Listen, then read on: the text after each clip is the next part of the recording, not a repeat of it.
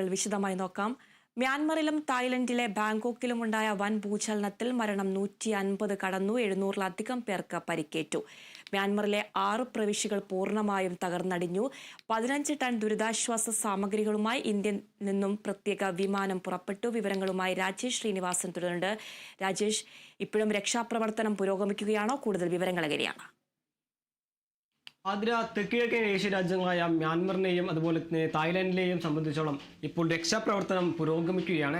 ഇന്നലെ ഇന്ത്യൻ സമയം 12:50 കൂടിയായിരുന്നു ഇതുപോലെ ഒരു മ്യാൻമറിനെ സംബന്ധിച്ചോളം രാജ്യത്ത് ഇതുവരെ നടന്നതിൽ രണ്ടാമത്തെ ഏറ്റവും വലിയൊരു ഭൂചലനം ഉണ്ടാകുന്നത്.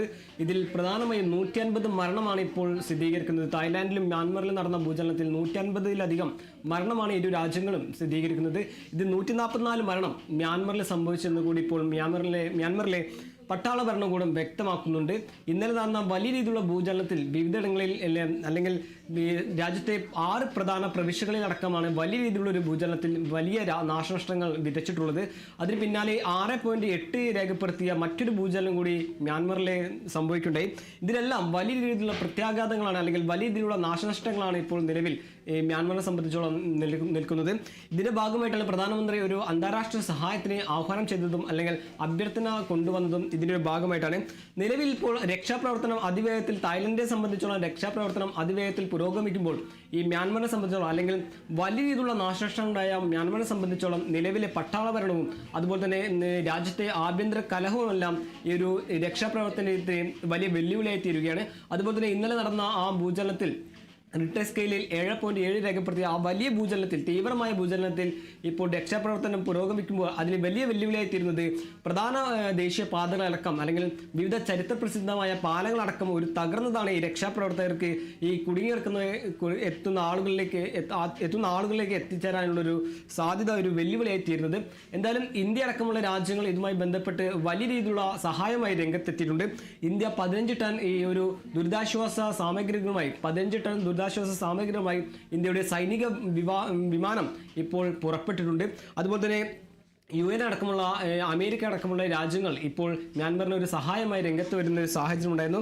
ദുരന്തത്തിന്റെ പശ്ചാത്തലത്തിൽ പ്രധാനമായും 6 പ്രധാന പ്രവിശ്യകളാണ് തകർന്നടഞ്ഞതൊരു കാര്യം കൂടി നിലവിൽ ഇപ്പോൾ വ്യക്തമാകുന്നു.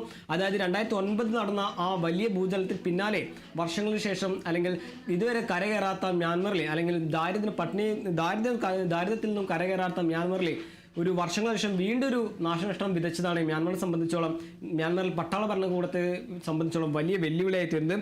അതുപോലെ തന്നെ മ്യാൻമറിലെ പ്രധാന പ്രവിശ്യകളിലെല്ലാം ഒരു ദുരന്തകാല അടിയന്തരാവസ്ഥ പ്രഖ്യാപിച്ചിരിക്കുകയാണ്.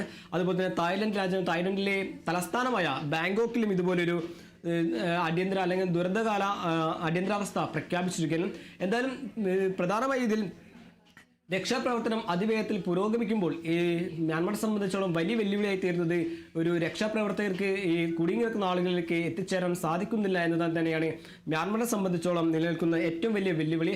അതേസമയം തന്നെ തായ്ലൻഡിലും ഇതുപോലെ ഇന്നലെ നടന്ന ഭൂചലനത്തിൽ വിവിധ ഇടങ്ങളിൽ വലിയ രീതിയിലുള്ള നാശനഷ്ടങ്ങൾ ഉണ്ടായിട്ടുണ്ട്.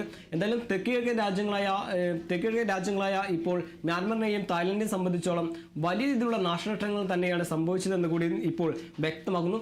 അതേസമയം തന്നെ തായ്ലൻഡിലെ ഇന്ത്യൻ എംബസി പുറത്തുവിട്ട വാർത്താക്കുറിപ്പിലൂടെ തായ്ലാൻഡിലെ ഇന്ത്യക്കാരെല്ലാം സുരക്ഷിതമാണെന്ന ഒരു പ്രതീക്ഷ നൽകുന്ന ഒരു വാർത്ത കൂടി ഇപ്പോൾ തായ്ലാൻഡിലെ ഇന്ത്യൻ എംബസി പുറത്തുവിട്ടിട്ടുണ്ട്.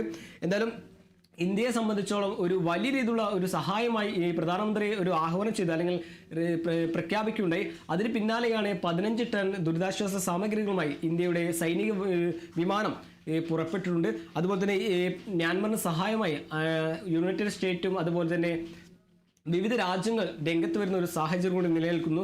എന്തായാലും രക്ഷാപ്രവർത്തനം അതിവേഗത്തിൽ തന്നെ പുരോഗമിക്കാനുള്ള സാഹചര്യമാണ് തായ്ലൻഡിനെ സംബന്ധിച്ചോളം നിലനിൽക്കുമ്പോൾ മ്യാൻമറിനെ സംബന്ധിച്ചോളം നിലവിലെ പട്ടാള ഭരണവും അതുപോലെ തന്നെ രാജ്യത്തുള്ളിലെ ആഭ്യന്തര കലഹങ്ങളും ഈ വിവിധ ഇടങ്ങളിൽ ദേശീയപാതകളടക്കം വിവിധ സഞ്ചാര പാതകളെല്ലാം തകർന്നതാണ് മ്യാൻമറിനെ സംബന്ധിച്ചോളം രക്ഷാപ്രവർത്തനത്തിന് ഏറെ വെല്ലുവിളിയായി തീർന്നത്.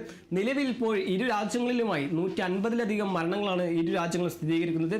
ഇതിൽ വലിയ രീതിയിലുള്ള നാശനഷ്ടമുണ്ടായ മ്യാൻമറിൽ 144 മരണം സ്ഥിരീകരിക്കുകയാണ് മ്യാൻമറിലെ പട്ടാള ഭരണകൂടം. ആതിര. ശരി രാജേഷ്.